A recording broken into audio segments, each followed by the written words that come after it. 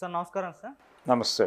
Sir కల్కి 2898 ఏడీ movie చాలా ప్రెస్టీజియస్గా తీసుకొని చేసిన ప్రాజెక్ట్ సార్ ఇది. సో భారీ ఎక్స్పెక్టేషన్స్తో ఇవాళ ప్రేక్షకుల ముందుకు రావడం మనం చూస్తున్నాం. మరి ప్రేక్షకుల్ని రంజింపజేయడంలో ఈ మూవీ సక్సెస్ సాధించిందా లేదా, మీ రివ్యూ ఏంటి సార్ ఈ సినిమా పైన? అంటే కల్కి అనేది మనకి తెలిసిన విషయమే.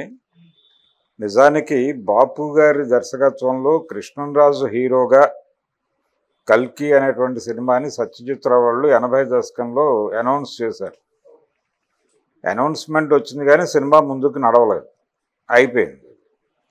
సరే ఫైనల్గా ఇప్పుడు ప్రభాస్తో కల్కి అనే సినిమాని మహానటి సినిమాతో ప్రూవ్ చేసుకున్నటువంటి డైరెక్టర్ ఆయన నాగశ్విన్ ఇప్పుడు తెరకెక్కించాడు. ఇది మైథాలజీని తీసుకుని మైథాలజీని మార్వెల్ సిరీస్ తరహాలో నడిపినటువంటి సినిమా. దీని టార్గెట్ ఆడియన్స్ని ఫిక్స్ చేసుకున్నారు వాళ్ళు ముందు. అంటే ఈ మధ్య కాలంలో కామిక్స్ తదితరాలు ఈ మార్వెల్ సిరీస్లు ఇవన్నీ చూస్తున్నటువంటి జనరేషన్ని దృష్టిలో పెట్టుకుని డిజైన్ చేసినటువంటి కథ ఇది. దానికి ఒక అంటే కొంచెం మైథాలజీని మిక్స్ చేయగలిగితే బాగుంటుంది అని అనుకున్నారు. చెడు మీద మంచి సాధించే విజయం అనేదే కథ, అంతకుమించి ఏమీ లేదు. అంటే మహాభారత యుద్ధం ముగిసిన తర్వాత కృష్ణ నిర్యాణం జరిగిన తర్వాత కృష్ణ నిర్యాణము జరుగుతూ ఉన్న సందర్భంలో శ్రీకృష్ణుడు వెళ్ళిపోతున్నాడు. మరి ఈ ప్రపంచం ఎలా అనేది నిజానికి కలిపురుషుడి ప్రవేశాన్ని కూడా ఆయన ఇండికేట్ చేసి వెళ్ళిపోతాడు. ఆ సమయంలో ధర్మాన్ని నిలబెట్టడం కోసం వేదవ్యాసుడు భాగవత రచనకు ఉపక్రమించాడు అనేది పురాణాలు చెప్తున్న విషయం. ఇప్పుడు దాదాపుగా అదే బాధ్యతని నాగశ్విన్ భుజానికి ఎత్తుకున్నట్టుగా కనిపిస్తుంది సినిమాలో. ఆయన 2 ప్రధాన పాత్రలు కూడా, అంటే సినిమాకి వెన్నెముకగా ఆయన తీసుకున్నటువంటి 2 ప్రధాన పాత్రలు, అది అమితాబ్ క్యారెక్టరు అలాగే ప్రభాస్ పోషించినటువంటి పాత్ర, ఈ 2 కూడా మహాభారత యుద్ధంలో కౌరవ సేన తరఫున యుద్ధం చేసినటువంటి పాత్రలే. ఓకే. అశ్వత్థామ క్యారెక్టర్ అని వాళ్ళు ఆల్రెడీ రివీల్ చేశారు. ప్రభాస్ది రివీల్ చేయలేదు కాబట్టి నేను కూడా చెప్పదలుచుకోవట్లేదు. థియేటర్కి వెళ్ళిన ప్రేక్షకులకి చివరిలో ఆ పాత్ర ఏమిటి అనేది చెప్తారు. ఓకే. అయితే అది కూడా భారతం నుంచి తీసుకున్న క్యారెక్టరే, దాని ఎక్స్టెన్షన్. ఈ 2 పాత్రలు ఆ రోజున మహాభారత యుద్ధంలో కౌరవ సేన తరఫున పోరాటం చేస్తాయి. అయితే ప్రజెంట్ సొసైటీలో కాంప్లెక్స్ అనేటువంటి ఒక కార్పొరేట్ రాజ్యానికి వ్యతిరేకంగా పోరాటం చేస్తారు వీళ్ళు. శంబల అనేటువంటిది మనకి బౌద్ధ వాంగ్మయంలోనూ కనిపిస్తుంది, అలాగే మన మైథాలజీలో కూడా కనిపిస్తుంది. హిమాలయాల్లో ఉన్నటువంటి ఒక సామ్రాజ్యంగా ఒక నేరేషన్ ఉంది దానికి. అలాగే బౌద్ధ వాంగ్మయంలో ఒక ఎడారి ప్రాంతంలో ఉన్నటువంటి సామ్రాజ్యంగా కూడా రాసి ఉంది. ఇది ఇక్కడ ధర్మం 4 పాదాల నడుస్తుంది అనేది ఎస్టాబ్లిష్మెంట్ ఈ శంబల వెనకాల. ఈ శంబలలో ధర్మం 4 పాదాల నడవటము, ప్రజలు ఎవరి వృత్తుల్లో వాళ్ళు ఉండటము, ఈ దీన్ని డ్రైవ్ చేస్తున్నటువంటి అంశాలు ఏమిటి అనేది తెలుసుకోవడం కోసం 1920లో రష్యా నుంచి కొంతమంది అధికారులు ఒక ప్రయత్నం చేశారు అనేది ఒక కథ ఉంది. అలాగే చైనా కూడా 30 ప్రాంతాల్లో ఒక ప్రయత్నం చేసింది అనేటువంటి ఒక కథ ఉంది. ఇలా జనంలో ప్రచారంలో ఉన్నటువంటి అన్ని కథలని, అన్ని విశ్వాసాలని, నమ్మకాలని అన్నిటినీ తెర మీద చూపించే ప్రయత్నం చేశాడు. చేసి ఈ కార్పొరేట్ సామ్రాజ్యం అయినటువంటి కాంప్లెక్స్ నుంచి, అంటే మనిషిని పక్కన పెట్టేసి వాళ్ళ ఎదుగుదల కోసం ఏం చేయడానికైనా సిద్ధపడేటువంటి ఒక ఎటువంటి సెంటిమెంట్లు లేనటువంటి ఒక కల్చర్, దానికి ప్రత్యామ్నాయంగా శంబల తిరిగి మానవీయ సంస్కృతిని నింపడానికి ఏదో ప్రయత్నం చేస్తున్నట్టుగా సినిమా నడుస్తుంది నడక. ఈ క్రమంలో అయితే చెప్పాల్సిన విషయాలు అంత బలంగా చెప్పగలిగాడా లేదా డైరెక్టర్ అనేది కన్ఫ్యూజనే. కానీ ఆయన దృష్టిలో కేవలం ఒక మార్వెల్ సిరీస్ తాలూకా ఇన్ఫ్లుయెన్స్ ఉంది. ఈ ఐరన్ మ్యాన్ తదితర హాలీవుడ్ సినిమాల తాలూకా ప్రభావం ఉంది. అలాగే ఈ మధ్య కాలంలో పిల్లలు విపరీతంగా అడ్మైర్ అవుతున్నటువంటి వీడియో గేమ్స్ ప్రభావం ఉంది. ఆ ధోరణిలో వెడుతూ దీన్ని వాడుకున్నాడు ఆయన, మైథాలజీని వాడుకున్నాడు. ఇంకా కల్కి పుట్టడు, ఇది ఫస్ట్ పార్ట్ మాత్రమే. కల్కి ఆవిర్భావానికి సన్నాహక సినిమా ఇది. కల్కి జన్మించటానికి ముందు సంభవించిన విషయాలు చెబుతూ ఆయన జననానికి ఒక ప్రాతిపదికని ఏర్పాటు చేస్తున్నటువంటి సినిమా ఇది, అంతే. కల్కి రావటము ఇదంతా కూడా మనకి పార్ట్ 2కి రిజర్వ్ చేశారు. అయితే మనకు రామాయణం గురించి చెప్పేటప్పుడు ప్రవచనకారులు చెప్పే మాట ఒకటి ఉంటుంది. రాముడు మానవుడిగా జన్మించాలి అనుకున్నప్పుడు అది సంభవించటం కుదరదు, జన్మించాల్సిందే. ఈ జన్మించటానికి ఒక పవిత్రమైనటువంటి తల్లిదండ్రుల్ని ఆయనే ఎంపిక చేసుకుని, దశరథుడిని అలాగే కౌసల్యని ఆయనే ఎంపిక చేసుకుని వాళ్ళ కొడుకుగా ఆయన పుట్టాడు అనేది ప్రవచనకారులు చెప్పేటువంటి విషయం.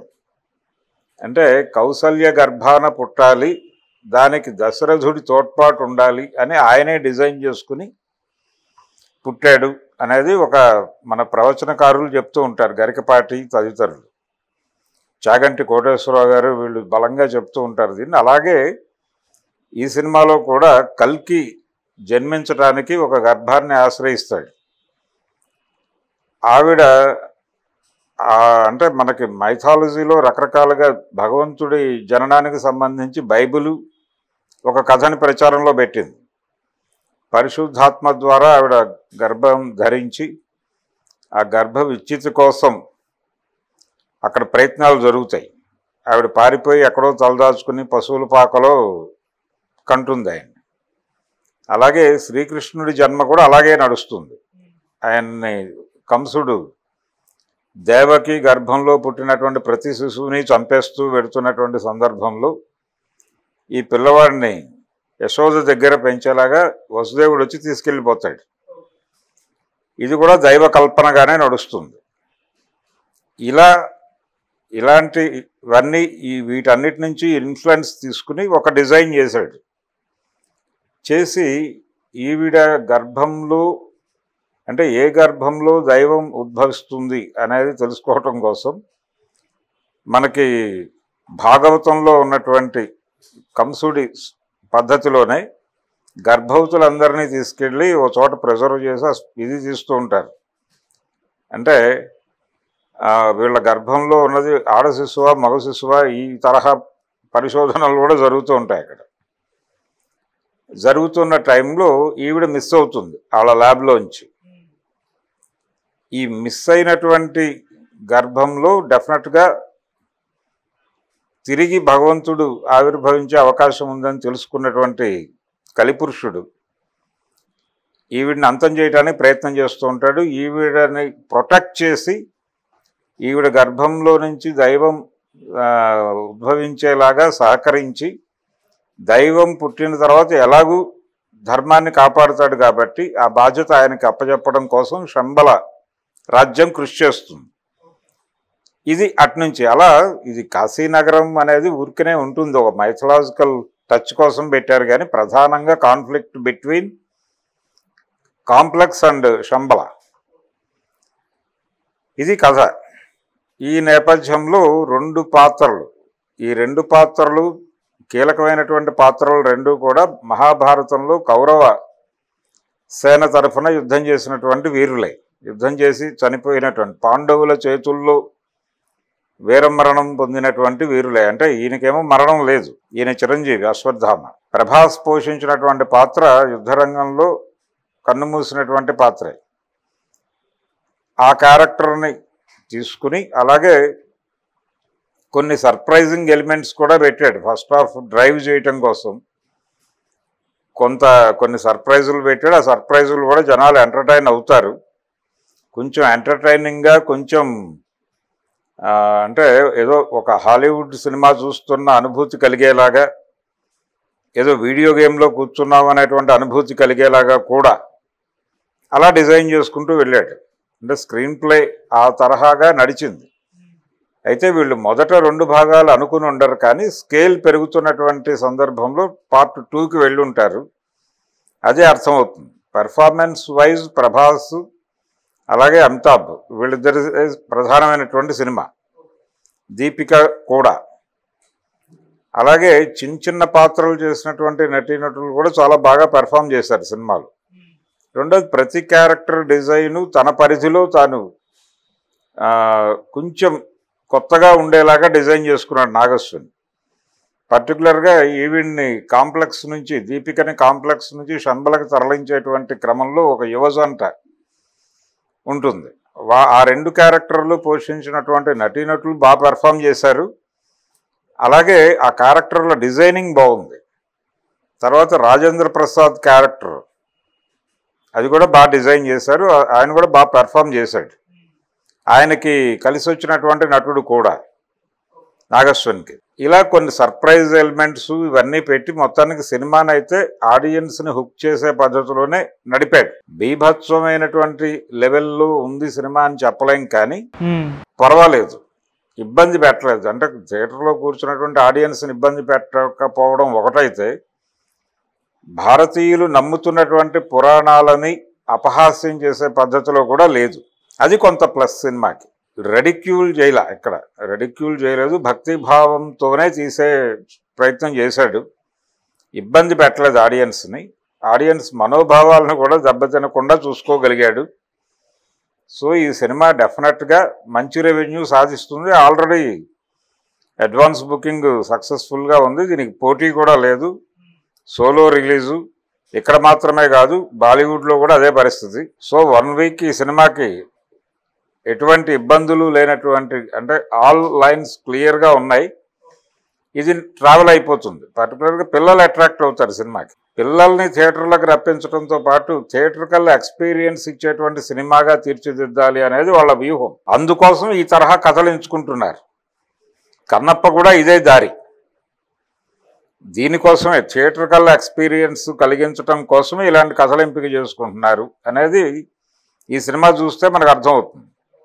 రెండోది, ప్రపంచ ప్రేక్షకుల్ని టార్గెట్ చేస్తూ సినిమా నడపాలి అనుకున్నాడు కాబట్టి మైథాలజీలోకి వెళ్ళాడు. క్రైస్తవ సాంప్రదాయంలో, అంటే క్రైస్తవ సాంప్రదాయంలో ఉన్నటువంటి పాత్రలు కొన్ని తీసుకొచ్చి ప్రజెంట్ సొసైటీలో వాళ్ళు ట్రావెల్ అవుతున్నట్టుగా కొన్ని ఇంగ్లీషు సినిమాలు వచ్చున్నాయి. ఆ ధోరణిని, అంటే ఈ కాంప్లెక్స్ అనేది అక్కడి నుంచే పట్టుకొచ్చాడు. వాటి ఇన్ఫ్లుయెన్స్ ఉంది ఈ సినిమా మీద, వాటి ఇన్ఫ్లుయెన్స్ ఉంది. అందులో నుంచి తీసుకున్నటువంటి డిజైనే అశ్వత్థామ క్యారెక్టర్, అలాగే ప్రభాస్ క్యారెక్టర్, ఇవన్నీ. సో టోటల్గా సినిమా ఎంగేజింగ్గా నడిపినందుకు నాగశ్విన్ని అభినందిద్దాం. కాకపోతే థియేటర్లో రేట్లు విపరీతంగా, టిక్కెట్ల రేట్లు విపరీతంగా పెంచారు. ప్రేక్షకులకు అది కొంత ఇబ్బంది. రేపు రేట్లు తగ్గిన తర్వాత, ఒక 1 వీక్ తర్వాత రేట్లు తగ్గాక కొంచెం కలెక్షన్స్ రైజ్ అయ్యేటువంటి అవకాశం ఉంది. సో రన్ బాగానే ఉంటుంది. ఇది ఫ్యామిలీ ఆడియన్స్ని అట్రాక్ట్ చేసే సబ్జెక్ట్ కాబట్టి రన్ బాగానే ఉంటుంది. కాబట్టి ప్రొడ్యూసరు, బయ్యర్సు కొంతమేరకు సేఫ్ అయ్యేటువంటి ఛాన్సెస్ అయితే ఉన్నాయి. రికార్డులు బద్దలైపోతాయా బాక్స్ ఆఫీస్ దగ్గర అంటే బాహుబలి 1500 కోట్లు రీచ్ అవుతుందా, దాటిపోతుందా అనేది ఇంకో 2-3 రోజులు పోతే కానీ చెప్పే పరిస్థితి